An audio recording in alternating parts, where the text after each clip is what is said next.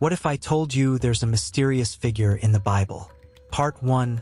The Mystery of Melchizedek. What if I told you that there exists a character in the Bible whose origins are veiled in mystery, whose life is unrecorded, yet whose significance echoes through the ages? A figure with no father, no mother, no genealogy, no beginning and no end. This may sound impossible. How can such a figure exist?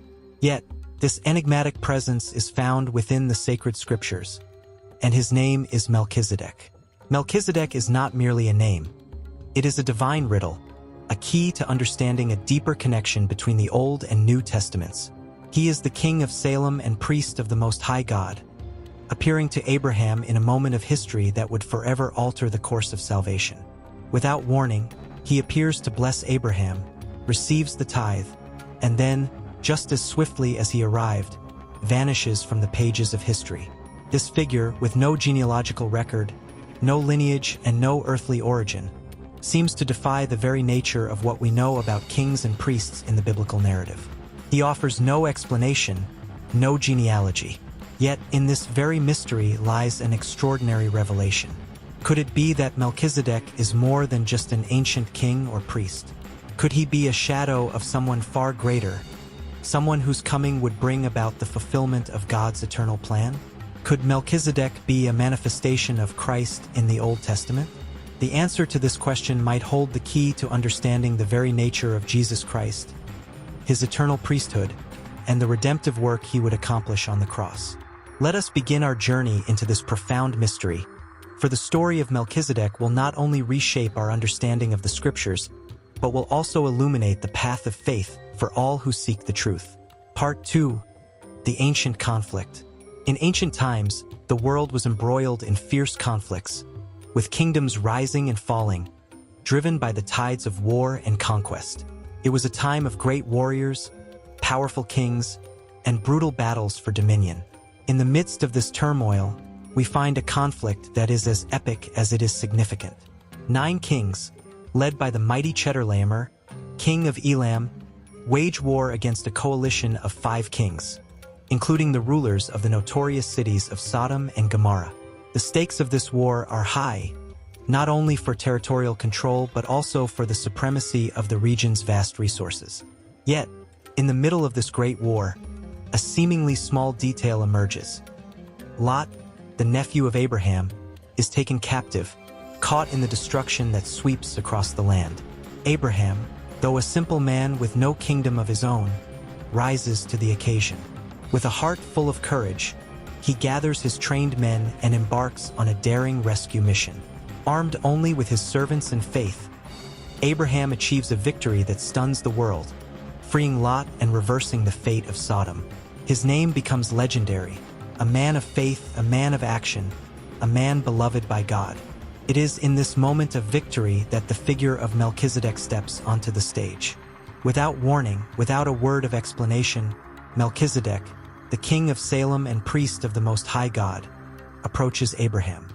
He offers Abraham bread and wine, a simple gesture that carries with it deep, prophetic significance. But who is this man? Where did he come from?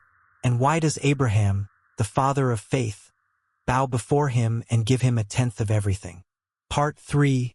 The Significance of Melchizedek. The appearance of Melchizedek is a moment that demands our attention.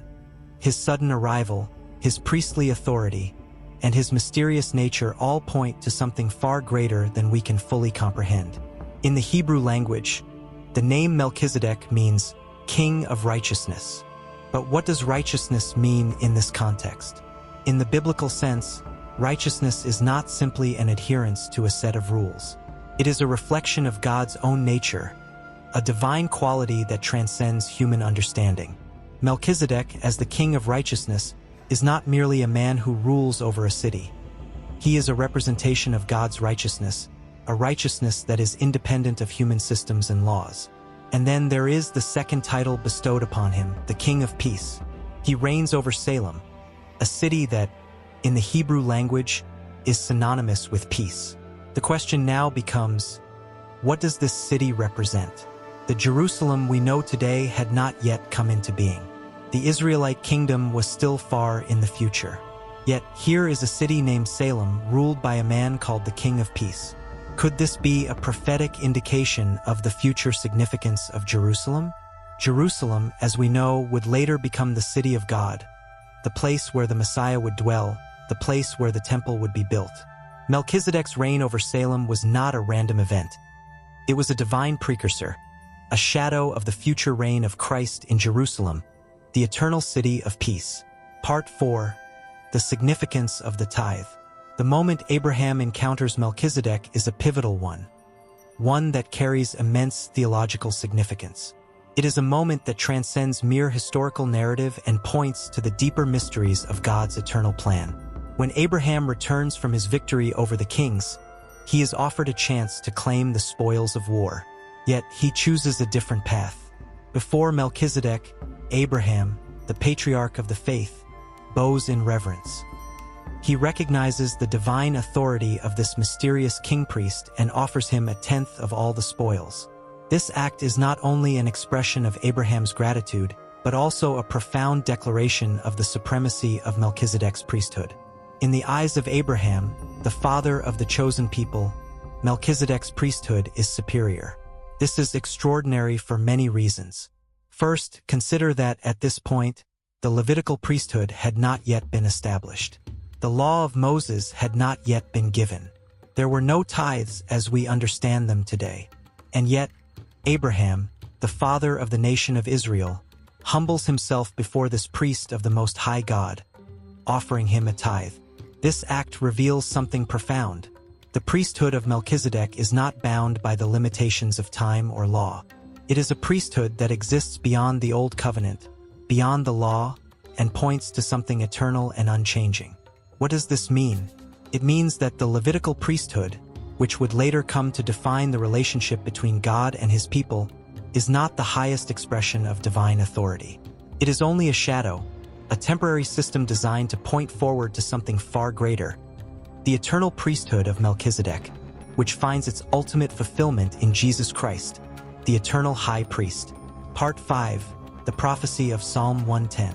Centuries later, King David, a man after God's own heart, would write a prophetic psalm that would echo through the ages. In Psalm 110 verse 4, David declares, "The Lord has sworn and will not change his mind. You are a priest forever, after the order of Melchizedek." This declaration is profound and enigmatic. David, as a king, is not of the priestly tribe of Levi. He cannot be a priest according to the Levitical law.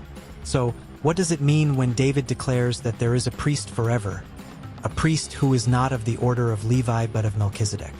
This prophecy pointed to a time in the future when a figure would arise, a Messiah, who would fulfill the role of both king and priest. This figure would not be bound by the limitations of human law or genealogical lineage. Instead, this priest would exercise an eternal, divine priesthood, superior to all that came before it. The significance of this prophecy is revealed in the New Testament when we learn that Jesus Christ is the fulfillment of Psalm 110 verse 4. Jesus, though not of the tribe of Levi, is the eternal high priest. He is the one who fulfills the priesthood of Melchizedek, a priesthood that transcends time, death, and the law. Part 6. The mysterious nature of Melchizedek. What is it about Melchizedek that makes him so significant? The book of Hebrews offers us an intriguing clue. In Hebrews 7 verse 3, we read that Melchizedek was without father, without mother, without genealogy, having neither beginning of days nor end of life, but made like the Son of God, remains a priest continually. This description is puzzling and profound. In a book that meticulously records genealogies and family lines, the omission of Melchizedek's genealogy is striking. The Bible, in its detailed recording of family trees, makes an exception in his case. Why is this? The text also notes that Melchizedek is a priest continually, without end. How can this be? No human priest could claim such an eternal role. This suggests that Melchizedek was not merely a human figure, but someone whose priesthood existed outside the bounds of time. Could Melchizedek be more than just a man? Many scholars and theologians have speculated that Melchizedek's mysterious nature points to a deeper truth. Could he have been a Christophany, a pre-incarnate manifestation of Jesus Christ in the Old Testament, a figure who existed outside of time, much like Christ himself. The author of Hebrews makes an astonishing connection. He notes that Melchizedek's priesthood is not just a human priesthood, it is a heavenly one. His eternal priesthood foreshadows the eternal priesthood of Christ, who would one day come, not through the line of Levi, but through the line of Judah, to offer himself as the perfect and eternal high priest. Part 7. The connection between Melchizedek and Christ. The connection between Melchizedek and Christ is not just a theological curiosity. It is at the heart of understanding the new covenant. Jesus Christ is the fulfillment of everything that Melchizedek represents. He is the King of righteousness. He is the King of peace. And, like Melchizedek, he is a priest forever according to the order of Melchizedek. But what does this mean for us today?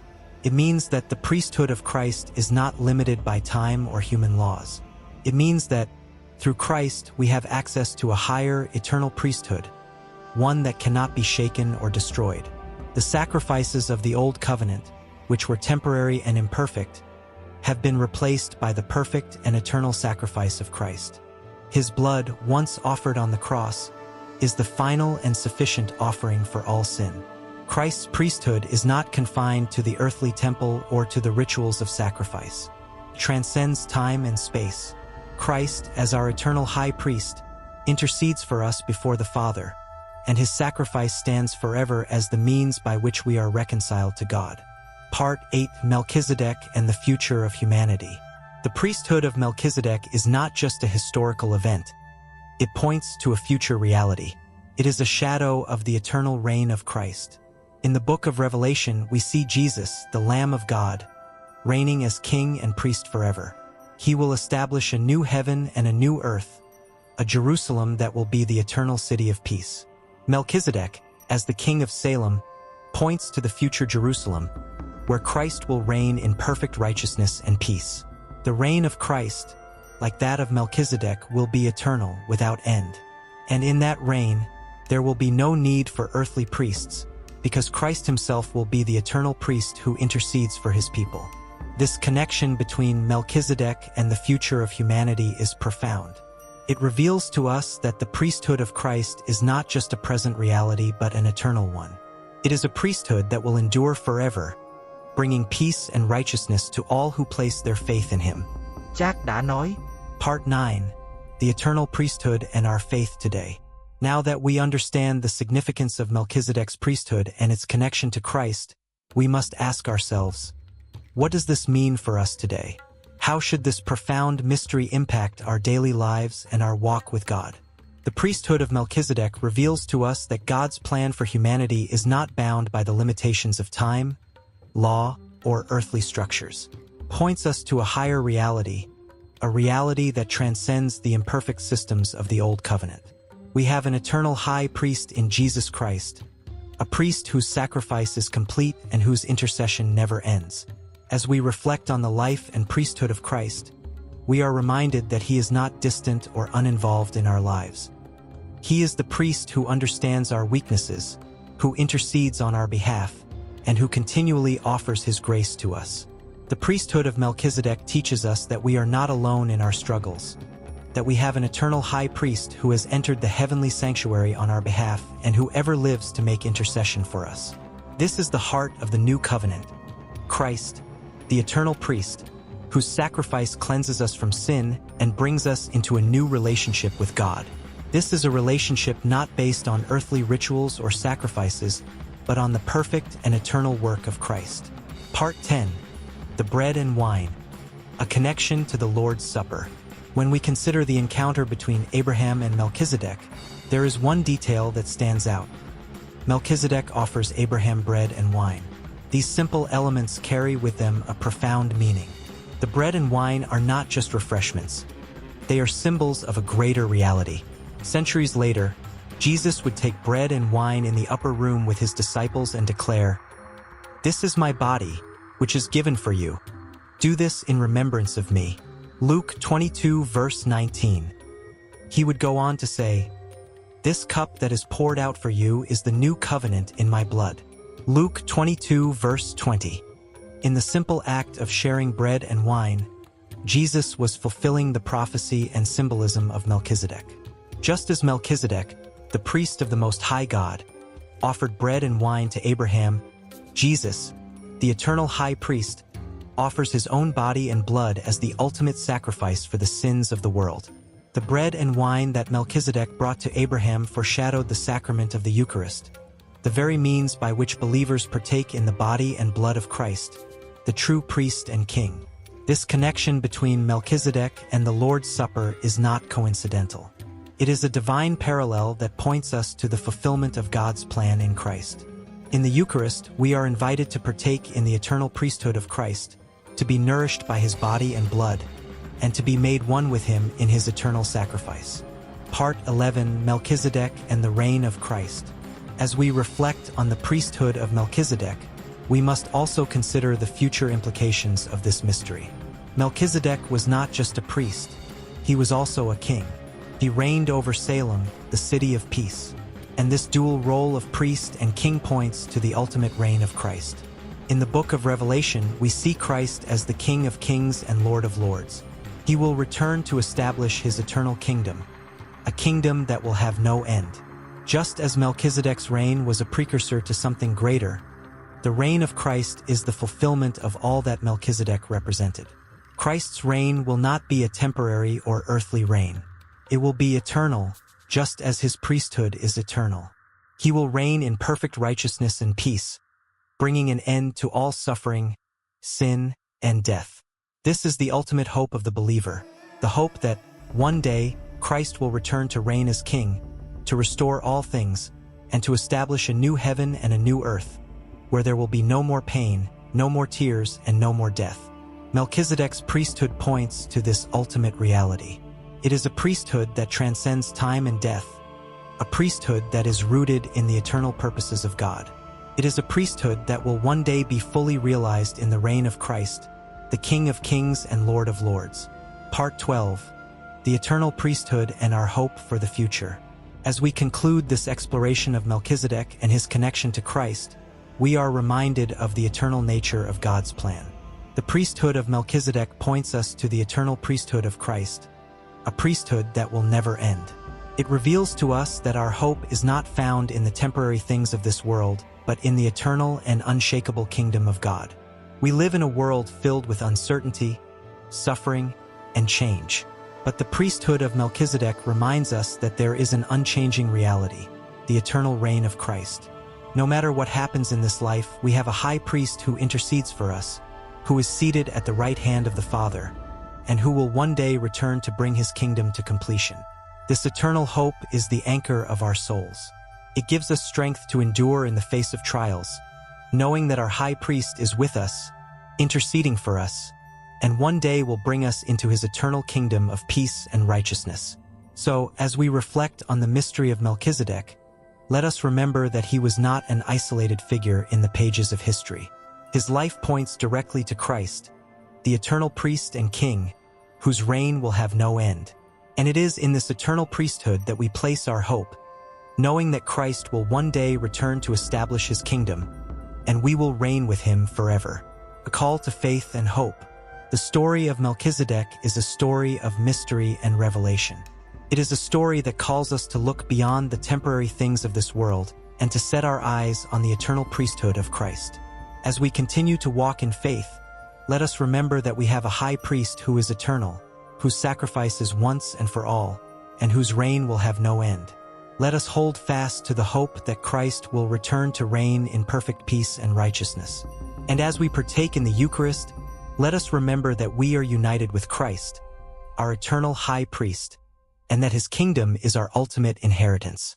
May this revelation of Melchizedek's priesthood deepen your faith and inspire you to live in the hope of Christ's eternal reign. And if you have not yet accepted Christ as your high priest and king, I invite you to open your heart to him today. His priesthood is eternal, and his love for you is everlasting. May God bless you as you continue your journey of faith, and may the peace of Christ reign in your heart, now and forevermore.